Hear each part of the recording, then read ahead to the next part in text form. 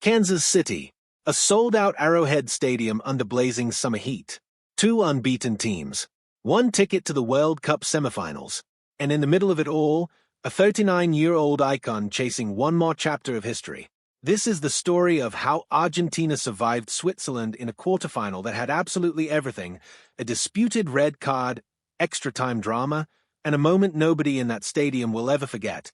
Let's set the stage first, because both of these teams earned their spot here the hard way. Argentina had already been through the ringer. They cruised through the group stage, beating Algeria, Austria, and Jordan without much trouble. But the knockout rounds were a different animal entirely.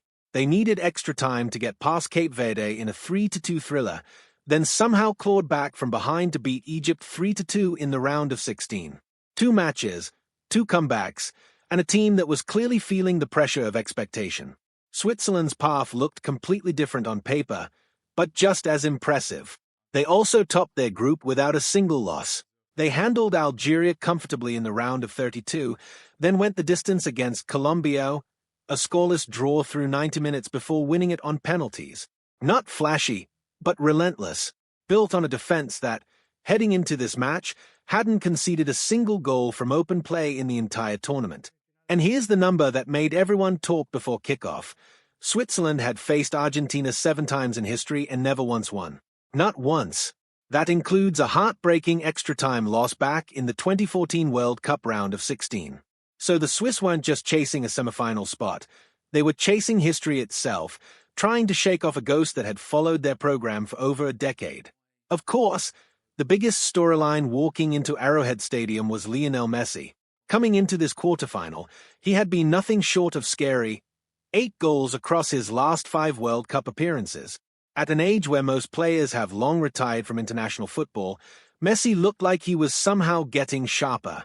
Switzerland's answer was goalkeeper Gregor Kobel, a wall in net, and a backline that had made a habit out of frustrating attackers all tournament long.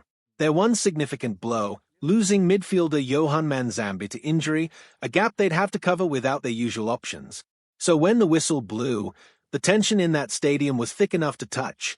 Switzerland actually came out the more aggressive side early, pushing forward and testing Argentina's back line within the opening minutes. But it didn't take long for Argentina to answer. In the 10th minute, Messi delivered a corner kick with that trademark precision, and Alexis Mac Allister rose above everyone to power a header past Kobel. 1-0, Argentina, and the stadium erupted. From there, both sides traded chances without much separation. Emiliano Martinez came up big for Argentina with a crucial save to deny Breel Embolo on a dangerous Swiss breakaway. The Heat became its own opponent too, forcing hydration breaks as players tried to manage both the scoreline and the sweltering conditions.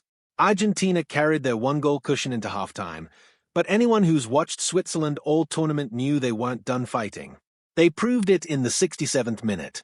Dan Ndoye latched onto a pass from Ricardo Rodriguez and slid a low finish past Martinez to level things at 1-1. Just like that, the momentum completely flipped, and Switzerland believed they were on the verge of finally breaking their curse against Argentina. But then came the moment that changed everything. In the 71st minute, following a VAR review, Breel Embolo was shown a second yellow card for simulation and sent off. To make matters even stranger, the officials also rescinded a yellow card that had originally been shown to Argentina's Leandro Paredes. Switzerland were suddenly down to 10 men, and the entire complexion of a match shifted in an instant. It was the kind of decision that instantly divided fans watching around the world, and one that Swiss players and coaching staff will be replaying in their heads for a long time. Down a man, Switzerland dug in.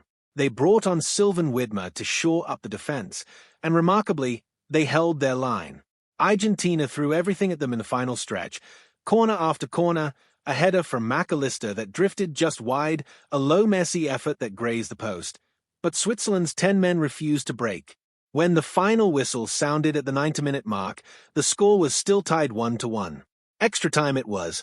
This is where the match truly turned into legend. Argentina kept the pressure on, forcing corner after corner as fatigue set into Switzerland's depleted squad. Then, in the 112th minute, substitute Jose Manuel Lopez laid the ball off perfectly for Julian Alvarez, who curled a gorgeous strike into the top corner. Argentina had the lead back 2-1, and you could feel the belief shift completely in their favor. They played it smart from there, using their possession near the corner flag to eat away the clock and keep Switzerland from finding any rhythm.